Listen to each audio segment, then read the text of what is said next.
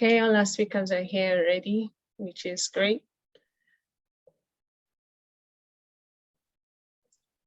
Okay, so I'm just going to make each of them co-host, just in case you want to share something, and so that I can spotlight you. Yes, spotlight.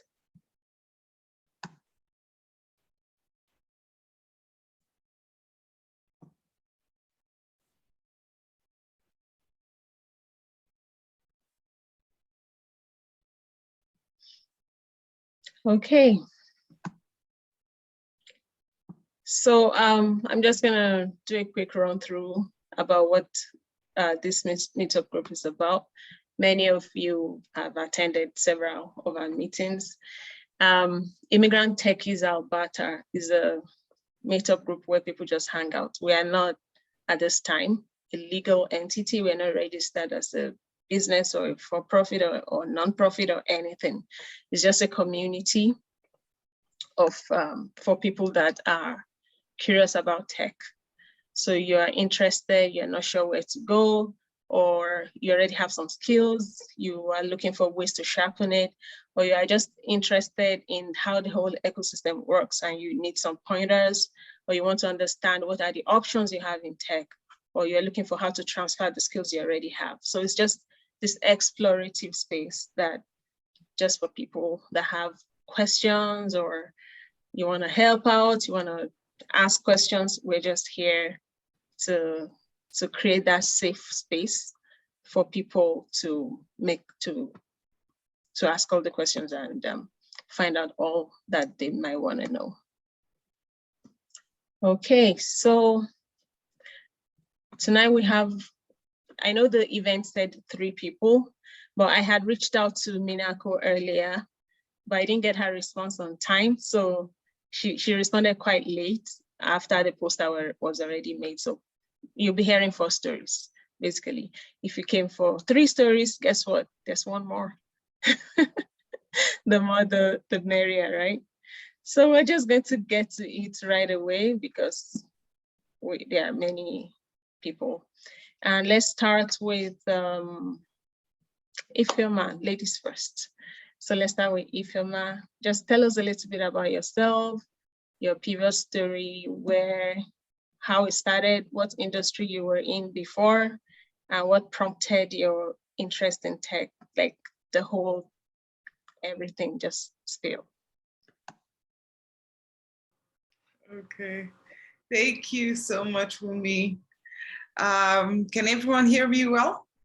Yes, yes. Perfect. Okay, so my name is Ifeoma Idoko. I am originally Nigerian. I've been in Canada since 2014. And my story is, of course, one of an immigrant, a lot of ups and downs, a lot of high and lows, a lot of excitements and depressed moments, but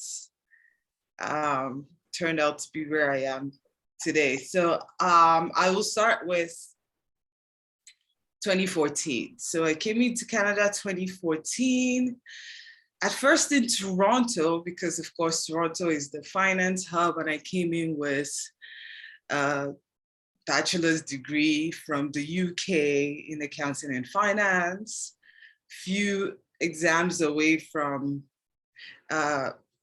chartered accountant certification. And my plan was to just come here, finish the exams, and just go right into articling. But of course, as we all know, you come in and find out that none of that matters. You know, whatever you think you did before doesn't matter. So of course I had to, took me a few months to realize that, but then quickly try to find a footing. First had to find a way to make money, of course, to fend for myself, and applied online, and I wasn't getting anything. So I used the last amount of money in my bank account, bought a flight ticket to Calgary to live at home, you know? to because of course I Yay was. to Calgary. But just before I left Toronto, I had attended a wedding. I met some people there, attended a wedding. And while I was at the wedding, I had talked to some guy that I met there. And while I was at the wedding, I sent him my resume, of course, because that's what we're all trying to do, you know, network. Everywhere you go, you network, right? So sent him my resume, and not too long after that, I had to come back. I had to come to Calgary because, you know, I wasn't getting anything in Toronto. So while I was in Calgary, I was job searching as well. I would spend every day, Monday to Friday, as if I was going to work. I would dress up, go downtown, go from one company to the other, trying to talk to people or just handing out my resumes and stuff. Wow, hard copies. Hard copy, yeah. Wow, you're the real deal. The Calgary Transit was, yeah, the train was my baby at that point, yes. But at the same time, I was able to get me a job at Walmart. So that's what I was using to make some money on the side as well. While I was doing that, 3 months later, I got a call from this guy I had met at the wedding, and he told me they had a receptionist job at a small bank, the small bank where he worked at. So that's how I got my very first office role. So I started out as a receptionist at this small bank on the wealth management side and really enjoyed it. Started growing. That's how I started growing within wealth management. So I got into wealth management, built a career of 6 years, became a chartered investment manager over time, had a big portfolio of clients that I was working with. And then everything was doing great. January 2020, I got my dream job. I was going to be traveling the world. It was going to be fantastic. And then I lost it because the pandemic happened. So it felt like I was back at it again. Lost hope because I was applying for jobs, and of course, nobody was hiring at this point. In fact, I wasn't really getting interviews, really.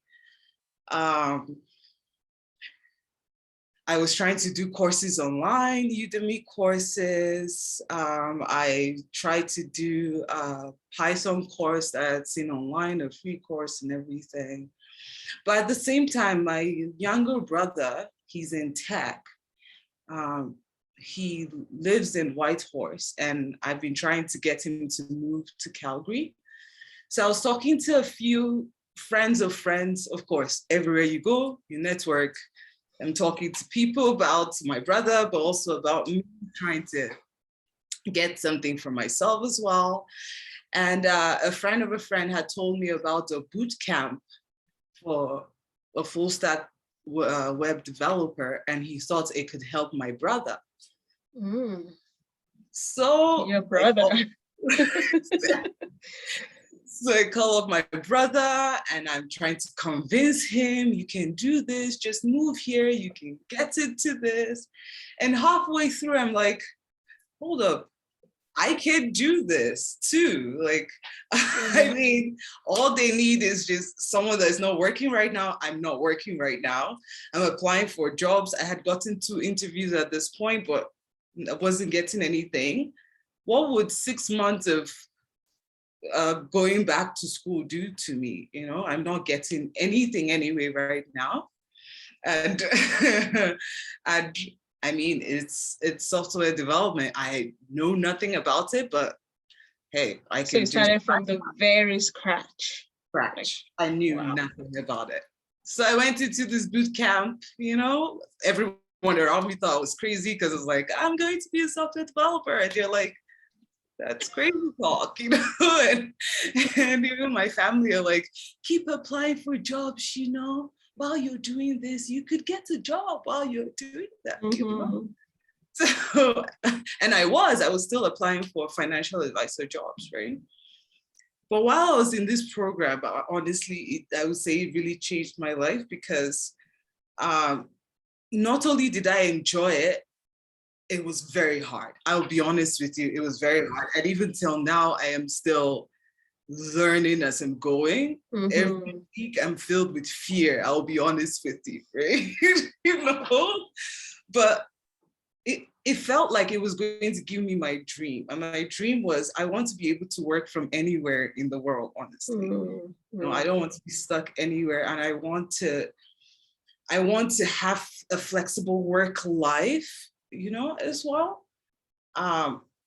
So it made me want to do more in this course. So I paid as much attention as I could, practice as much as I could. I took the soft skill. One thing I learned also was to pay a lot of attention on the soft skills and really learn how to apply it for myself.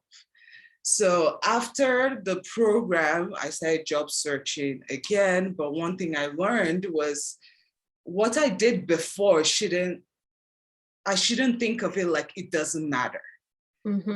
It does matter. So I found myself in tech interviews talking about wealth management. I found myself in tech interviews talking about banking and interest rates, and going to job fairs and saying, yes, I know a bit about JavaScript, but I have 6 years in this as well. And at the same time, I took a list of tech companies in Calgary, went through the software development teams, contacted the team leads, you know, just reached out through LinkedIn. In fact, LinkedIn will stop me every day and say, you have only 10 emails you can't use anymore. Wow. So I'm just wondering, so were you intentional about combining your financial background with software development, or was that something that just happened? Because now you work with OneVest, right? I was very intentional about it. And that was because I was taught to do that. I was very intentional about it. I would go to an interview and be like, I have learned this much tech stuff in 6 months. I know I can learn more quickly as well, but this is what I have to offer as well. Do you think this would apply to you? That was basically how I was applying it. And I applied for an internship role, but I was called back for a full-time role with a wealth management software company. So I think I got that role because I was fully applying what I thought wasn't relevant. Wow, that's great. Yeah, I'm sure you could go on and on, but maybe at the breakout room we can have more people asking you questions. And of course, you can still put your questions in the chat. You don't have to wait until we get to the breakouts. I'm sure you have tons of questions for Fiona. Thank you so much. We're coming back to you. And so the next person that will share his story, that will be Ovo.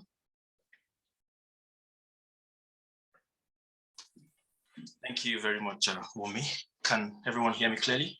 Yes, if you could. All right. I didn't introduce you guys. Yeah, because I wanted to do that yourself. Or maybe right. Because I forgot. I don't know. That's good. So yeah, hello everyone. Nice to be in this forum. Thanks once again to Wumi. My name is Ovo Ubuluku. I'm currently working as a data scientist with Totogi. I haven't always been a data scientist myself. This was a journey that began about 2 years ago, or maybe early mid 2019.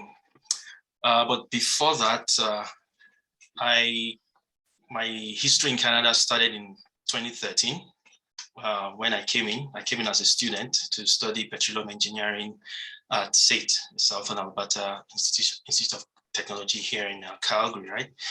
And before then, I had worked for 7 years back home in Nigeria as a banker. I did most of the branch operations. I kind of managed operations for a branch and everything. Did that for 7 years before. I was like, I think I needed a change. So I saw this opportunity and jumped at it, came to Canada, did petroleum engineering, and off I went into the oil fields. So for about 5 years between 2015 or late 2014 and early 2020, I practically traveled all around Western Canada from northern BC to all of Alberta and even Saskatchewan, doing various kinds of oil field projects. The thing about my oil field career was that I never really got a job in the field of my study, which was petroleum engineering tech. I was only getting things that were kind of close to it. And after I got married, I found myself in a situation where I was always away from home, sometimes 2-3 weeks at a time. In fact, there was a time I was away from home for 2 months, and I just had a baby, right? And that was definitely not a pleasant situation, because there was this tension between having to work to pay the bills and having to spend time with the people you are helping out with the bills, right? So a lot of conflicts were going on the inside. And then combined with the fact that several other things, I wasn't advancing as quickly as I thought I would in my oil and gas career. And so that I began to really think about a lot of things. As at that time, I kind of had a stable oil field job. I was still traveling, but it was a steady schedule. So that even gave me some space to think. So between early 2019 and mid 2019, I had this wake up moment that I needed to do something aggressive to upskill myself, to be able to, the thought then was to shift into an oil and gas office type role. So I was even looking in a completely different direction. But as soon as I got into that process, I began to prayerfully consider certain options I had. And that was when the thought about tech now started coming in. And when I started looking at stuff online, I was looking at YouTube channels and all that. I watched videos about the top 10 most paid jobs in the US or in North America. I'd see data scientist as number one. And even then, I didn't even believe that I was going to become a data scientist. I didn't believe I was going to be a coder. And I didn't believe I was going to learn how to program and all that. I was like, oh, let me just do something quickly to make money online. Okay, let me just be a digital marketer. I'll learn digital marketing, right? But the more I went through the process, the more I began to actually sit down and think that, okay, what does it even take to become a data scientist? Then I realized I had some of those foundational foundations, in math, in calculus, statistics, and some of those things that we use in machine learning. And all I needed to do was learn programming, and I'd become a data scientist. So the more I thought about it, the more it became appealing. And I eventually got to a point where I actually was convinced that, yep, I was going to become a data scientist. And all this happened sometime in the middle of 2019. I was still in the oil field. So did your engineering background play a role in that? Could you have pulled this off if you didn't have an engineering background? I believe I could. Yeah, having the engineering background did help. At least it gave me confidence that I knew a lot of the math behind it, right? But a lot of the stories I've heard after that, I know of people who have zero background, in engineering, who still make it into data science and into other areas of tech as well. So while it was helpful for me, I don't think it's a must-have. It's like a nice to have. I'll put it that way. So yeah. So the thought then was that, fine, I'll be working on the side, and on my week off, when I'm at home, I'll be learning data science. So I paid for this online flexible bootcamp that I could do on my time off. And I kind of was feeling happy with myself until March of 2020, when I got laid off from my oil and gas job, and I had another wake-up moment, and I realized that, okay, fine, at this point, data science is the only plan. There is no plan B. I have to go all in, and pretty much make something out of this. I mean, I had to invest all the time and everything. And that was pretty much what I ended up doing. I quickly stopped feeling sorry for myself for losing a job, and I got myself into a routine. Started taking those online courses. Midway through the bootcamp, I realized I wasn't getting enough support. So I found something else online. They call this the Data Science Dream Job. That's a coaching community whose objective was to help people get their next data science job. So that was open to people who are beginners and people who are even experienced in the field, who are looking to get a better job. So it was all about knowing what to learn, knowing how to go through the interview process, how to build a portfolio project. So data science dream job. Yeah. Okay. So I paid for that too, and I got in. And that kind of gave me a lot of structure, a lot of advice, and a lot of the mentoring I needed, especially in the area of having the right mindset, which I kind of think, above and over and above every other technical skill I learned, the mindset aspect was key, because without having that, right, you don't even know how to approach those down moments, when you're discouraged and all that, how to keep the momentum going, how to build habits and set up a routine that begins to work like clockwork for you, and little things like that pretty much took me through a process of personal transformation, to get to where I was going. So through that, I was able to build portfolio projects. I began to apply for job and interview for job. And that was also another iterative learning process, in the sense that I have to go back, okay, why did I get rejected in this job? Right. Okay, I wasn't good in my coding skills. So I'll go back to the drawing board. So how can I sit down and within this space of time acquire more skills in coding and all that? So of course, it definitely was a process of lots of rejection. I guess maybe over 95% of the jobs I applied for, I got rejections. It still happens, with all the interviews I get, but so if we could do a little bit of fast forward, how did you get from this point to someone that now mentors other people in data science? I wish I could explain that in detail. Right. So even that mentoring opportunity, it was one of those jobs I applied for. They were looking for intermediate level experienced people, and I was like a beginner at the time.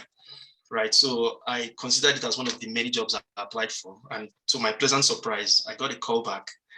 I got the interview, I passed the technical review, and I got onboarded as a data science mentor, and that kind of was like an eye-opening experience for me, in the sense that everything I had passed through over time kind of added up, to where I am now. And I'm kind of happy helping other people on their journey as well, because I can actually understand and relate with what they're going through. So that's pretty much my journey in a nutshell. Yeah, I know there's a lot more. Like I know that. I know you went through a fellowship with Cyberra. You want to talk just a little bit about that? Definitely. Yeah. Thanks to you too, actually, because being part of this immigrant techies community, I was part of that Slack channel, and when you shared that experience with Cyberra, I applied. I kind of got interviewed by them, and within a week or two, I got accepted into the program. And that Cyberra Data Science for Albertans program for 2021 started late or mid-July and continued up until the end of August. So we got a chance to work on real-world data science projects for actual companies, and I got exposed to some other skills and best practices, that happens in the industry, and those have proven very helpful up until now. So it was during the period of having that fellowship, and I've got both offers to do the data science mentorship, and then my first job at Revisions. It was a contract that ended in December. Yeah. So, thanks so much for sharing that. I purposely wanted to bring that up so people, can think about, you don't need, even before you do get the job you're looking for, there are so many ways you can add value while waiting for that job. So that's why I highlighted that. Thank you so much for sharing, Ovo. And next up is Minako. Hi, everyone. Thank you for having me today here. My name is Minako. I'm currently working for a Sensible Marketer, which is a marketing agency. So I am their junior developer. I joined the team last April. So I would like to talk about how started my tech journey and when. So it was last September when I registered myself to online tech course where I earned my 3 different certifications, WordPress, front end, user UX designer. So after completing all those courses, I started to build my portfolio.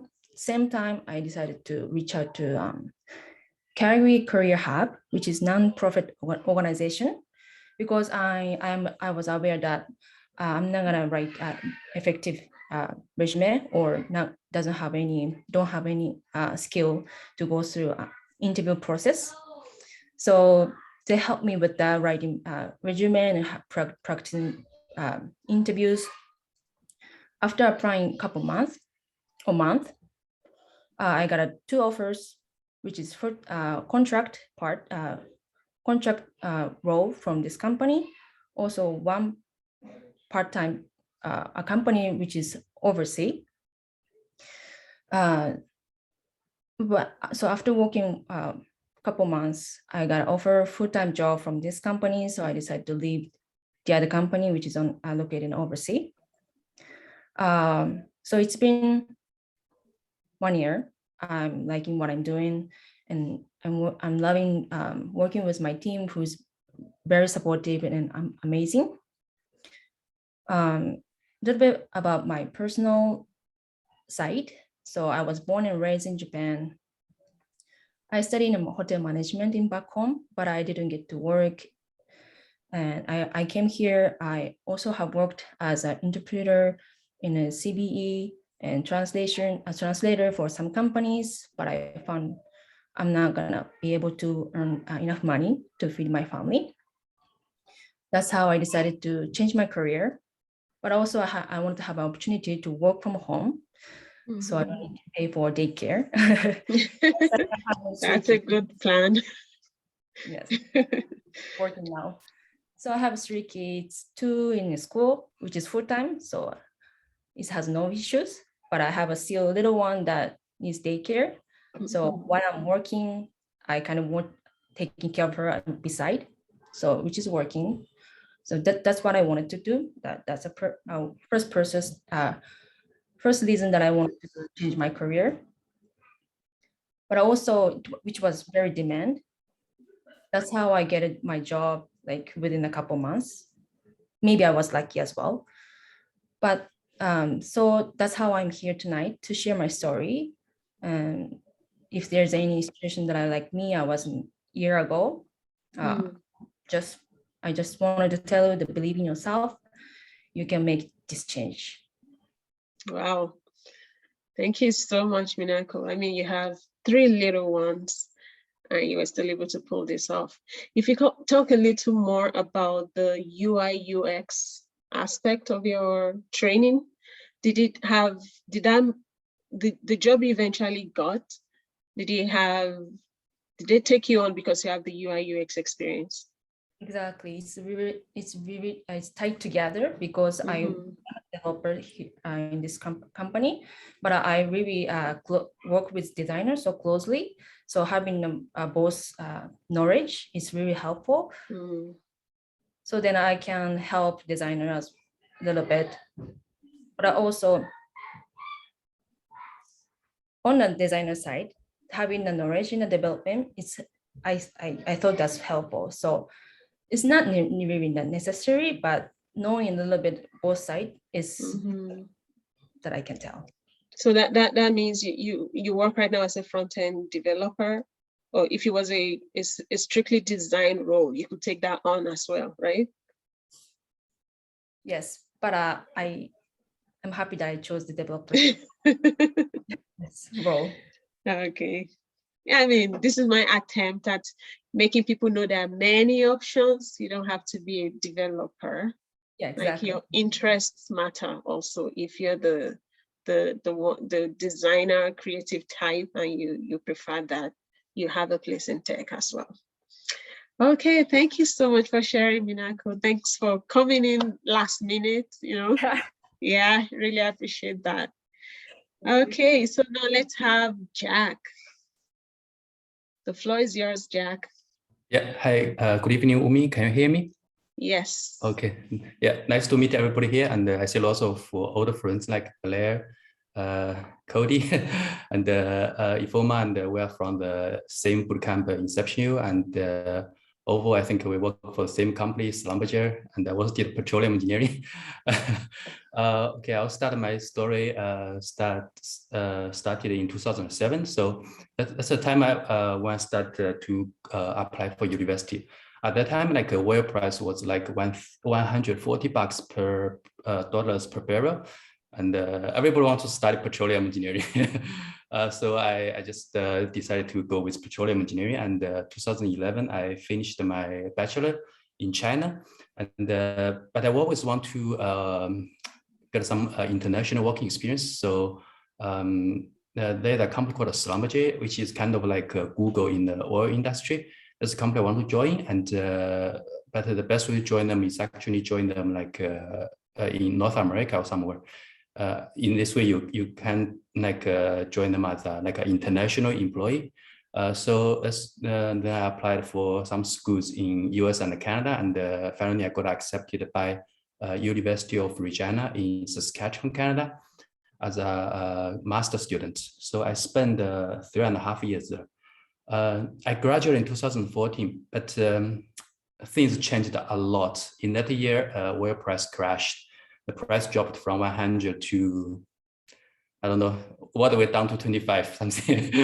So I had a very, very hard time to find a job. So I started working as a cashier at Walmart.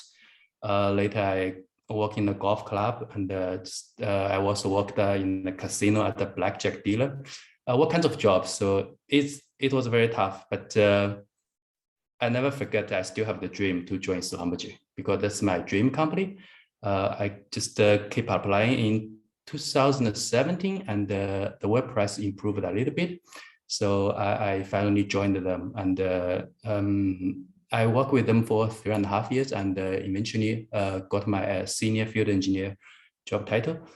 But the oil industry is getting worse and worse. And I think many people, if you worked in oil and gas, you will remember like in 2020, when COVID happened, oil price dropped to like minus 35, which is a disaster to the oil industry. And in 2020, I think my company decided they're going to give up the North America hydraulic fracturing business, which is the department I'm in. So, so I know like this. On the other hand, I also feel something is going to happen, because with my time with Schlumberger, I did an Internet of Things project. Basically, it's using the IoT technology to do real-time monitoring of oil field operation. And based on that, I know like with the data, they are able to do like automation eventually. And maybe if some people, they want to put some software engineers with artificial intelligence, I know that kind of oil field job eventually is going to disappear. So I really feel like this is not sustainable. So I need to find a good career. So exactly 1 year from today, so my company like officially like shut down the hydraulic fracturing department. So at that time, I came back from the oil field back to Calgary. At that time, I was really thinking very hard, what should I do if I'm not going to work in the oil and gas industry? So back in Schlumberger, I met another geologist. So he's working for a geology company, and all of a sudden I found on his LinkedIn, he changed from geologist to bootcamp student with Inception. Then after a few months, he became a software developer. So this really like triggered my interest about this program. So I chatted with him, and I also and also he has a connection, and his name is Zach Novak. He's also an Inception alumni, and he posted a very interesting post about the tech ecosystem of Calgary. And so I read it, and I found got more interested. And I think it's sometime this last year, and UMI held like a session like this. So I think I met Zach and Umi virtually, and they talk a little bit more about tech. And at that time, it's already by the end of January, and I started doing research. I found the inception will start next cohort at the March 15th. I only have like 1 or 2 months until the starting date. So it's kind of like try to catch the bus as soon as I can. So I tried my best to put up my application and send my application to Inception. And very luckily, they accepted me, and I got the funding support. This solves a lot of like financial stress. So the starting date is March, so I have like 1 or 2 months just to prepare my foundations. At that time, like I know, like I wouldn't say 0, but I would say 0.01. The reason is like 10 years ago, back in university, I think 2008, in university, I have a C language course. That's the only thing I know, which is like 10 years ago. That's why I say 0.01. So I need to start from scratch. And the beginning was very, very hard. So I installed the Linux system in my computer, and I don't know how to do anything with Linux. And for 3 days, I struggle even do some very simple things, and very, very frustrated. And many moments I want to give up, but every day I wake up, I cannot give up. So I just keep trying, and I found a trick. So every time when I feel like frustrated, I just put some cold water on my head, just to cool down, so I can restart. So Wow. this is a trick because I feel my brain is like burning, like it's so hot. So I keep trying, and eventually I think I get some foundations, and finally on March the Inception U bootcamp training started. I have to say that time was my best moment in Canada. So that time, I don't need to worry about financial stress. I don't need to worry about anything. I just focus on study. And yeah, and they have a very good program, and you have lots of freedom to choose what you want to do. And they will help you build a foundation now, and they will support you. I found like I have the pure freedom to explore what I want to do instead of like working in some company. Usually you don't really have that much freedom, and you are doing certain things like the company wants to do. But that time, like yeah, I just enjoy it. That was my happiest moment. So without worrying about anything, I spent 5 months just study, purely focus on study, and I didn't go crazy. And on the weekend, I also go to Banff, do some hiking, just like a normal schedule. And That's good to know that you can still have a life while you're pivoting career. Yeah, so I didn't go crazy, and the bootcamp will finish at the end of August. So start from August 1st. That's the time I started applying for jobs. And I have to say, like the tech industry is completely different from oil industry. In oil industry, I would say if you send 100 resume, you might get 1 reply. But in the tech, I think the first 10 resume I sent out, I got 2 job offers. But from local companies. Then this make me think maybe I can try something a little bit more crazy. So eventually, like I applied to some companies, and some companies approached me, like Microsoft and Google. And I also did an interview with Facebook and Amazon. And the interview process is kind of like 2 or 3 months long. But eventually I decided to go with Google, and so I accepted the offer in November, and then followed by like got my visa or some like stuff, and then in this January I just started working with Google in this place called Mountain View. It's in California, so I relocated from Calgary to here. Yeah, it's about my story. Yeah, that's the only part of Jack's story that I don't like. because, because he left Calgary. Yeah. Wow. Wow. Thank you so much for sharing again. And so something I think I'm just going to ask all the panelists this one, all the people that spoke. What was, you did self-study, some people had boot camps. How much more work did you have to do to get hire ready? So you went through boot camp. How was that enough? How much more work did you need to do before you were confident that you could get a job? Ifema, you wanna? How much more work? I would say, honestly, I don't think I did crazy amount. It was mostly the projects that we worked on at the boot camp. And then I sort of kind of tested out some hackathon and stuff online. Like I attended a couple hackathons, but I felt like I was being taught there, not really like I was doing any work, let's say.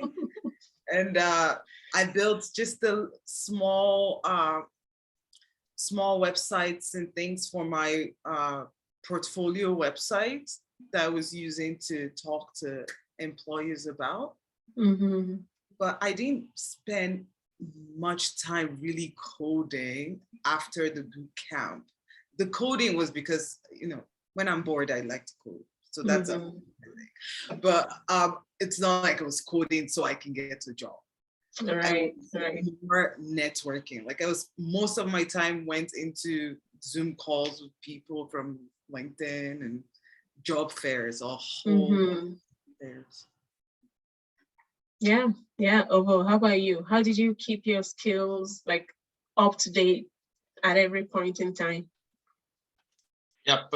The approach I had to this whole thing was that definitely not, bootcamp is not enough. You know, you have to do something more and something beyond. You know, so I view tech skills as some sort of it's like going to the gym, right? You have to stay an athlete, you have to keep going to the gym to keep fit, you know, and that's what coding is like, right? You have to develop those muscles, you know. So for me, it was more about acquiring new skills, you know, which meant more self-learning courses on Udemy, LinkedIn Learning, wherever I could find them. And then I wasn't just taking courses for the sake of taking courses, you know, it's actually with the purpose of building a portfolio project or making the one I had even better, right? And then because of the coaching community I was a part of, you know, learning to practice for some of those technical assessments, you know, was one of the things that that kept my coding skills going. So I was continuously learning something. I mean, I went to like maybe 2 or 3 different boot camps. I even did some web development in between because I felt my coding skills were not up to par. You know, so yeah. So learning is definitely a part of it. You know, getting your skills sharp and being able to answer those questions. So there was a lot of study in between too. I got a lot of books reading about machine learning, SQL, and stuff like that. You know, so there's a lot of math in data science. So we had to also study, take courses, keep coding, and just keep running, no stopping. Absolutely, keep learning. So that learning mindset has to be turned on at all times. That's one like common denominator. Yeah. Even if I could just add this, I just started a new job here in January, and before we've not even started our real data science project. They all threw 3 of us data scientists into building a web application for something we're going to use for the data science project, right? And I hadn't, as soon as I learned web development a couple of years ago, I left it behind and went back to data science. But the knowledge of HTML and CSS came back. but this time we're using a Python framework, which is Flask as the back end. So I had to learn Flask in under 2 weeks to be able to contribute to the project. And the learning is still ongoing, even as I'm working. So that's just like an example of how it goes.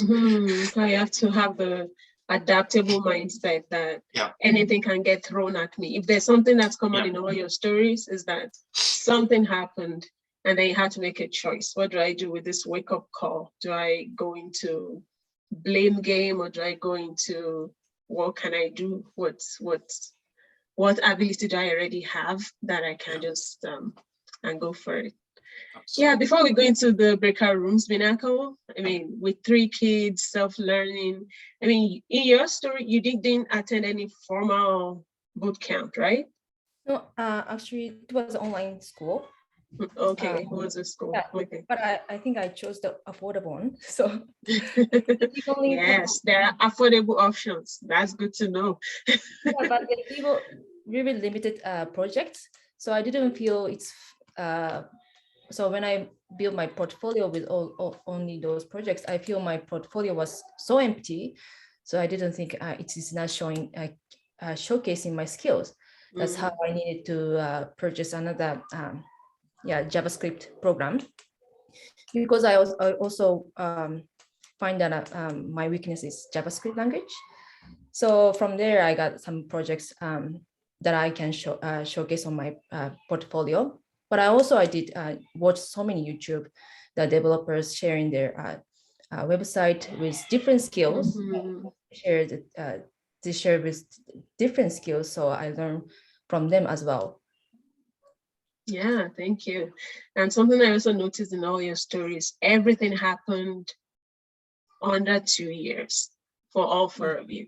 So that is encouraging. I mean, it's 2 years of a lot of work for sure, but it's encouraging to know that it doesn't have to take forever, and that it doesn't even have to take your whole life over. I mean, Jack was still able to go to Banff, so why not? Right. So I'm going to open the breakout rooms. If this works the way it should, each of our speakers will be in one room, and you can go to any room you want if it works. Okay. I don't know.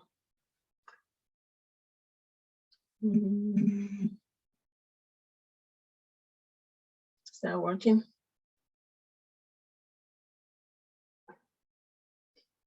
Are you able to go to any room you want?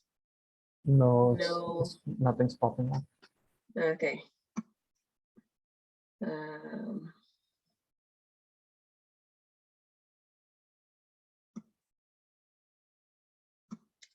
Okay, I'm going to end the recording first.